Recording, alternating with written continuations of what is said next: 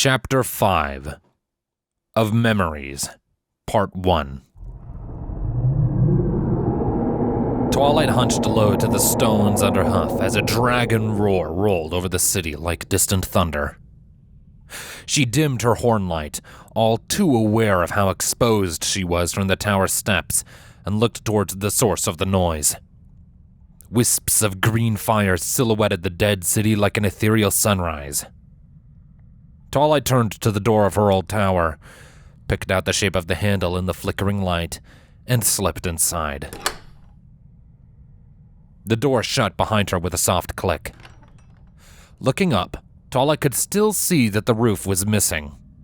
She could still see the glow of the fire blooming over the highest reaches of the walls, though the interior remained swathed in shadows. For several seconds, Twilight stood there in darkness, feeling the stale air around her. It was thick and heavy, almost like a blanket, and she let it wrap around her in the same way she had hidden under her sheets as a filly, afraid of the monsters that might attack her from the dark of her bedroom. Strangely enough, Twilight now found herself more afraid of what she'd see in the light. Midnight was watching her, but it didn't deride her with harsh words as she had expected.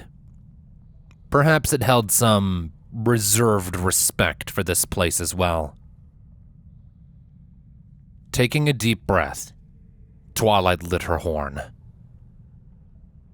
In some ways, the tower was just as she remembered it. The walls of books she had left behind remained on their shelves, and all her reading cushions and book pedestals were arranged as she had left them. The great curved window that faced the equestrian landscape was now shattered. The golden arms that had supported the glass curled outwards like a broken ribcage. But the hourglass centerpiece still stood tall. Twilight could almost believe that the room had traveled to the future with her, waiting patiently for her return.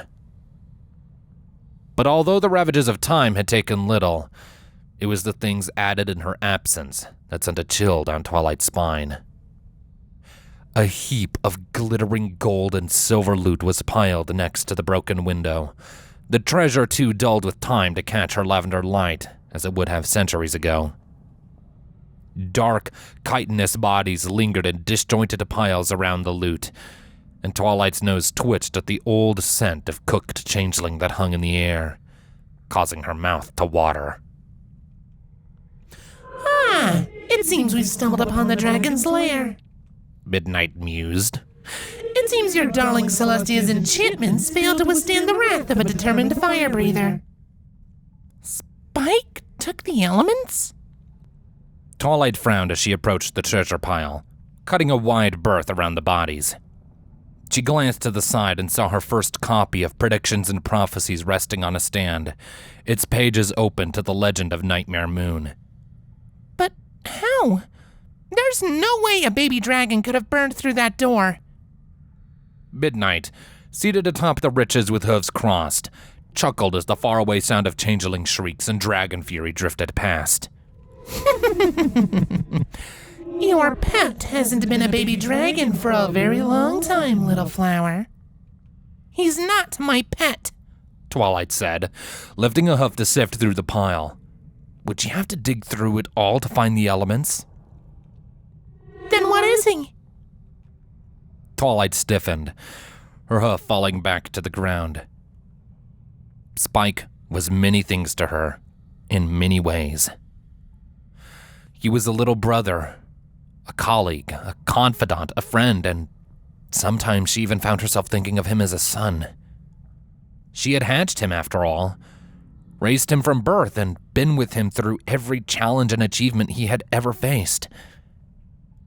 Until she wasn't. There was only one phrase that encompassed all of her relationships with the earnest baby dragon she remembered. Twilight's voice hitched as she spoke, pouring the ache in her chest across her mental bond with Midnight. He's my number one assistant. The words seemed to hang in the air, lingering as if loath to leave the home where they had once been spoken so often, and Twilight found herself staring unseeing at the riches before her. As her hoof brushed lightly over golden goblets and silver spoons, she thought instead to bright mornings, to meals cooked in earnest love and shared with smiles around a simple wooden table, to the scent of flowers carried on the breeze as books were read and notes were taken by a quill held in tiny claws, to lists long enough to sprawl out on the ground, and the excited grin of a young dragon ticking off the third box next to each item. Hot tears traced the curves of Twilight's cheeks. It had been so long since she'd had pancakes. Looking up, she saw Midnight watching her with a tight frown. She braced herself for the usual jab, but had only looked away with a quiet, I see. Twilight sighed, shaking her head. She had to remain focused, at least until she made it back to her safe room in the castle. Her horn hummed as she turned her attention to the hoard in front of her and began to probe it with her magic. Precious metals, gemstones, even a few trinkets enchanted with minor spells, but the elements of harmony were conspicuously absent. She turned away from the pile, expanding her search to the rest of the tower, and her breath caught as she picked up on the powerful energy radiating from a room on the upper level. Her old bedroom. Twilight looked to Midnight, but her befanged shadow only stared back impassively. She began up the stairs, hooves shaking as a pit of trepidation formed in her stomach, and ears flattening back at the sound of the old wood complaining. The steps had been scuffed by heavy weights dragged across long ago. Cresting the steps, she approached her bedroom door. It was banded in iron, the chipped paint only clinging on in narrow strips. And as Twilight peered closer, she realized that the door had been melted into the frame. It stood steadfast when she raised a hoof to push against it, but she did feel something carved on its surface. She lowered her hoof and brightened her horn, picking out the word hastily engraved onto the wood with slanted, jagged script. Twilight. Pausing to take a few deep breaths, Twilight teleported herself to the other side. She appeared in her old bedroom with the crack of magic and the fluttering of disturbed paper. The air was stale, smelling of old books and lost time. Twilight's eyes passed over the room quickly, taking in the bookmarked notebook on her rotting desk and the gold-encrusted chest that rested at the foot of her bed. But they didn't linger there. Instead, her attention was drawn to the bed, where 6 royal guard helmets were carefully displayed, each one standing watch over a full set of armor arranged on the floor beneath it. The sets were broken and dented in places, stained with the memory of blood, both red and green, and some were missing pieces. Twilight's throat tightened, a hoof rising to her muzzle as she saw the badge strapped to the breastplate in the center, shaped like a shield and emblazoned with the image of a 6-pointed starburst. Her family crest. She approached the armor with leaden hooves, vision blurring with fresh grief. Picking up the helmet and peering inside, she was just able to make out the words stamped into the metal in blocky, official font. Captain Shining Armor. Twilight let out a shaky moan as she clutched the helmet to her chest and broke down into sobs. Of course, she had known that her brother was long dead, and she still remembered the tears she had shed for him when she and her friends had first escaped Canterlot. She had cried for him, and she had cried for the rest of her family. But she had buried the grief deep, deep beneath, and thrown herself completely into the quest of fixing Equestria, of saving it from its future. In truth, she had never truly stopped to consider what she was trying to do. She pored over books and explored ancient ruins, never giving herself time to rest, because to rest would be to think. And if she gave herself time to think, then she might never recover. She had been running from her sorrow like a pony fleeing a timber wolf, too frightened to look back or to even look where she was going. And now she had collided headfirst with an unavoidable and very visceral reminder that almost everyone she had ever loved was dead. Why are you crying, little flower? Twilight looked up.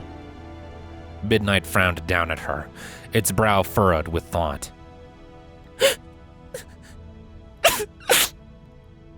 My baby BFF! Her lip trembled as she stroked the helmet under her chin. We have known him to be dead, Midnight said, its head cocked. Why is it only now that you mourn? Twilight shook her head as she peered down into the helmet, imagining her brother's smile. I don't know. I guess I'd hoped it had been easy, but... She grimaced at the jagged gaps that had been punctured through her brother's armor, and found herself unable to force the words past the tightness in her throat. She squeezed her eyes shut and tried to push away the images of him lying on the ground, still as death, the last drops of his life seeping out through his wounds. He was a warrior. He died a warrior's death. What would you know of it? Twilight snapped. You've never even been outside of my head! With every hour, I glimpse more of our memories, Midnight said. It paused, and Twilight could feel it choosing its next words with care. Shining armor would not have protested a death protecting those he was charged to defend. Twilight clenched her jaws, hot anger surged through her, overcoming her tears. You'll never understand, will you? She opened her eyes, setting the helmet back into place before standing up on shaky hooves. How could you ever understand what it's like to lose someone? You're just... She licked her lips, searching for the right word to convey her malices. You're just a construct! Words and hatred spawned by this dark magic in my head! And you have no right to talk about any of my friends! She rounded on Midnight, and it regarded her with cold silence from where it lay with forelegs crossed on her bed. Twilight let out a deep-throated groan as she turned away, approaching her old desk and the notebook that waited on its surface. It was familiar to her. Princess Celestia had gifted her the day planner as a housewarming gift after her first Summer Sun celebration in Ponyville, lightly enchanted to survive the rigorous use that all of Twilight's scheduling implements were put through, and she had used it every day since. She had brought it with her to Canterlot for the wedding, and it hadn't even been half filled at the time. So the bookmark placed in the back of the book was unexpected. Her hoof was shaking so heavily that she could barely get a grip on the cover, and so she used her magic to flip it open to the marked page. Shining armor is dead. It's my fault. The script was instantly recognizable to her, even with the jittery edges and faded ink. Spike had written this. Pausing to wipe away the tears still budding in her eyes, Twilight read on. I hid when they evacuated Canterlot. I knew that you were still in the city somewhere, being held captive by those monsters, and I thought that maybe I could find you. I could save you. I guess it was stupid of me to think I could do what nobody else could. I'm so stupid. Oh, Spike. Twilight looked away, clutching at her chest, and saw Midnight watching. He was a fool. He was just a child! Twilight shot back. She sighed and turned back to the page. He didn't know any better. I don't know how long it's been. I can't tell time with this giant dome over the city, and the clock fell off the wall and broke during the invasion. Shining Armor arrived a few days ago, I think.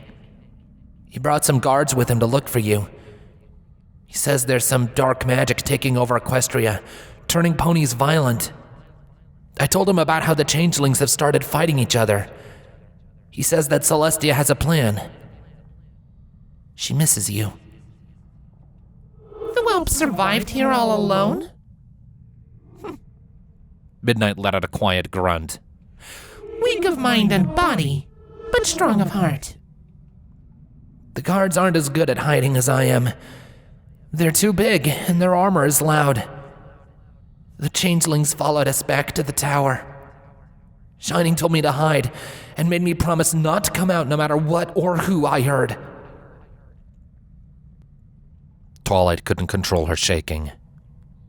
Old water stains marred the paper, and it was all too easy for her to imagine the little dragon squirreled away in some dark corner, listening to the sounds of ponies dying just feet away. She should have been there. Why couldn't she have been there for him? I'm not sure how long I waited. When I came out again, I was the only one left.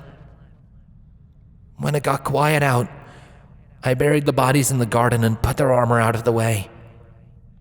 It didn't feel right to just leave them there. I still wish I could have done more. The letters began to slant harder, almost running into each other, like the members of a panicked crowd rushing to escape confined space. I'm not even sure if you'll ever read this. I don't like the idea of writing a letter to you because it makes me feel like maybe I won't be able to see you again. I don't know. I miss you, Twilight. I'm sorry I couldn't do better. Shining brought some papers with him. It didn't feel right for me to look at them, but I left his saddlebags under the bed. Maybe you'd like to read them. I love you, Twilight. I hope I'll find you soon. Violent sobs racked Twilight's body as she reached the end of the letter. She frantically turned the page and let out a shuddering sigh of relief when she saw more words, and she devoured them just as quickly. Page after page passed under hoof. Twilight unable to look away even as each letter, each adventure described to her, each near-death experience written about with uneven lines and each lonely self-reflection inscribed with carefully measured script, tore at her worse than any monster she had ever faced. Small moments of light broke through the darkness, and she couldn't help but smile sadly when Spike talked about all the books he read during the empty hours between fighting, hiding, and exploring the ruins, sharing his thoughts on how she might feel about them. She watched him grow up across the stream of letters, watched him grow ever more convinced that he was truly the only one left, and ever more callous in his dealings with the changelings.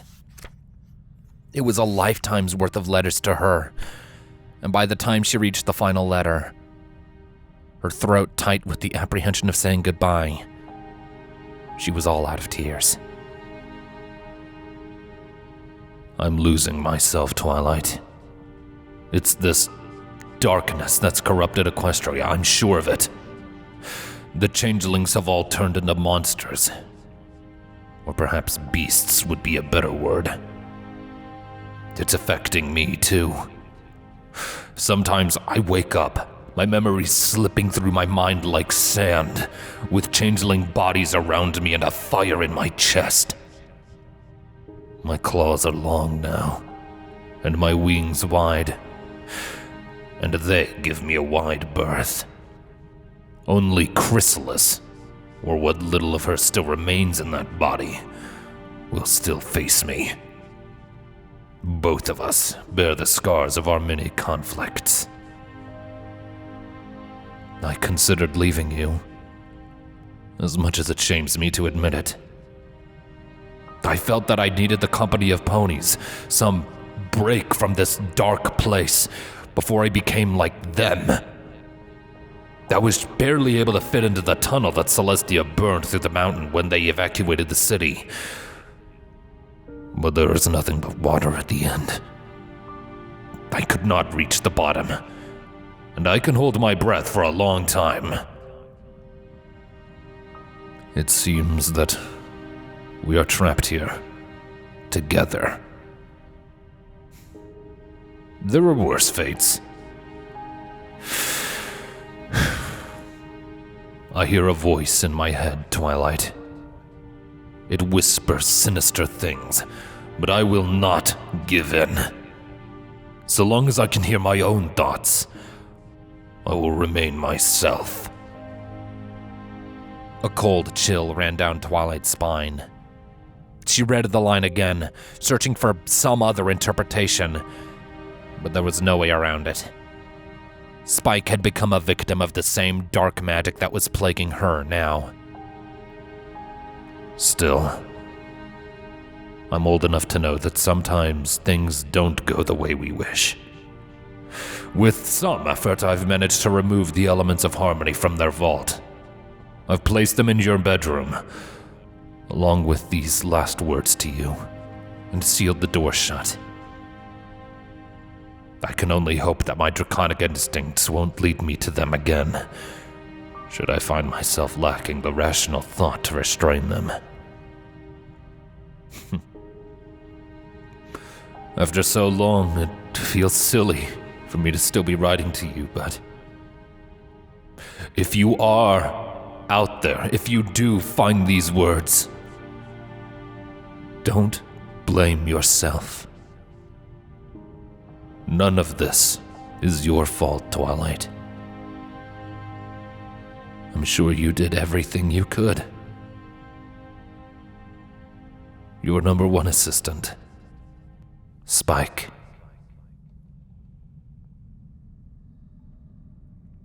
Midnight scoffed. He no longer believed you were there, and yet still he wrote to you like a fool to their imaginary companion. Weak of mind till the end. Twilight felt too empty inside to offer any rebuttal. She stooped over the old planner, staring at the last blotches of ink stained into the paper next to old singes and watermarks. There was a dragon still roaming Canterlot, bestial and deadly, and she wasn't sure who it was anymore. What she did know was that she held Spike's last words to her, and he had written them with a mature acceptance that felt alien compared to the little dragon she had raised. She flipped between the first and last letters, comparing the differences in diction. How long had he spent among the ruins, scrounging out what he needed to survive as the changelings mutated from an occupying force into a pack of beasts? His writing had become so well developed, even with nobody else to speak to. And she thought of him spending long nights in her tower, reading every book on the shelves in an attempt to drive off the same lonely apprehension that haunted her now. Closing her eyes, she ran a hoof over the coarse edges of the page that seemed to have been blackened by heat. She pictured a purple dragon, a true dragon, no hatchling, hunched over a desk, the sharp edges of its green spines brushing against the ceiling as it delicately cradled a quill between two claws. Its scales were thick like armor, bearing the marks of many battles, and its tail was like a living mace that idly swayed side to side. Its nose was long and angular and dotted with small horns, and its breath was so hot that the paper blackened and curled underneath as it snorted at a clever thought. She frowned as she tried to see her Spike inside it. It looked up, meeting her eyes, and smirked at her. Twilight couldn't help but smile at the imagined sight. Yes, there he was. When she opened her eyes again, Twilight felt strangely better. Maybe it was just the exhaustion of crying so much, or maybe it was the knowledge that no matter what else happened, Spike had never blamed her. She turned to Midnight, who was eyeing her with an arched brow. Are you done with your emotions? For now, mostly. I think so. Twilight shook her head, bemused. Are they really so strange to you? Yours are, as you find mine. Midnight said. I don't understand why you waste so much time remembering things that ended long ago. Because if I didn't, then I might forget.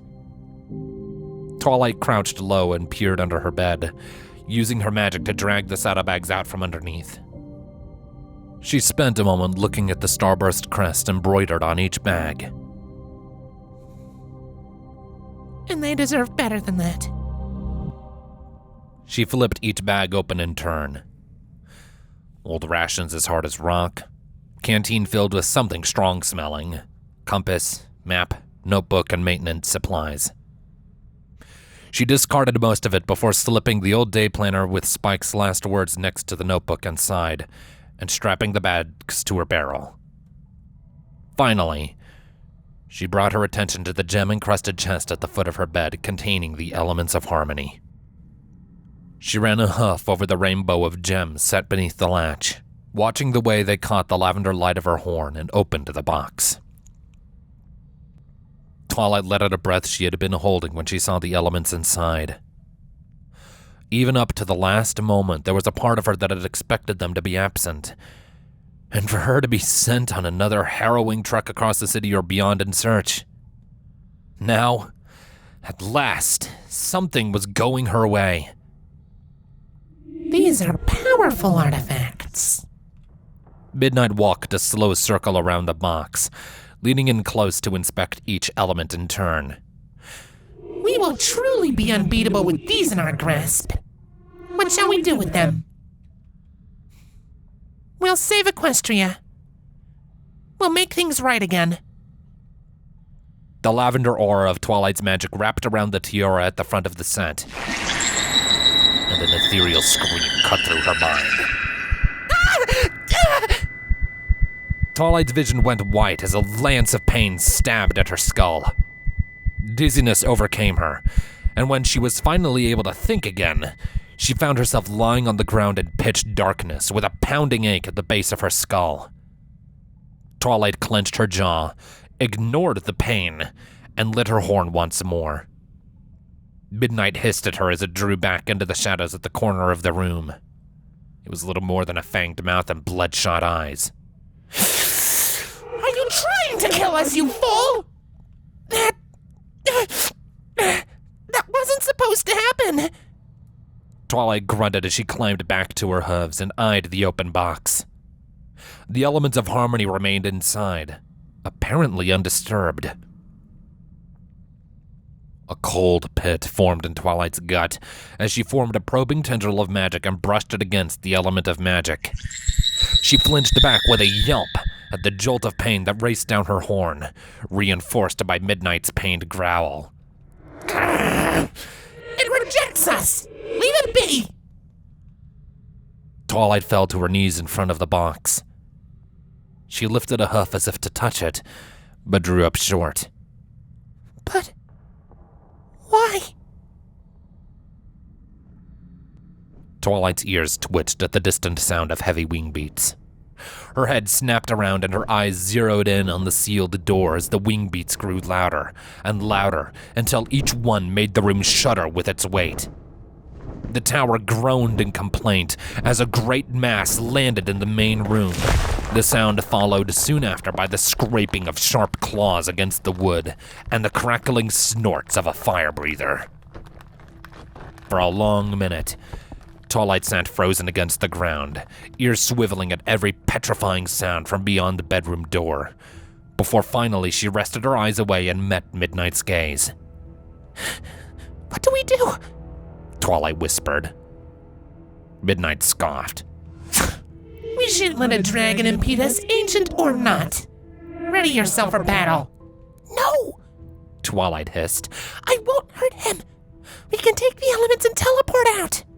The same elements that burn us every time our magic touches them? Twilight blinked. No.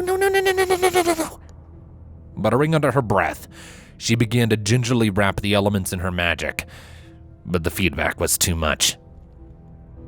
Closing the box, she let out a breath of relief when she was able to levitate that without pain, but the elements resisted her when she tried to form a teleportation spell.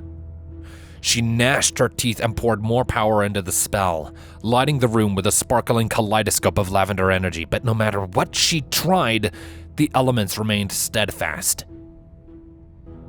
Twilight went limp with an exhausted groan. Why wouldn't they let her touch them?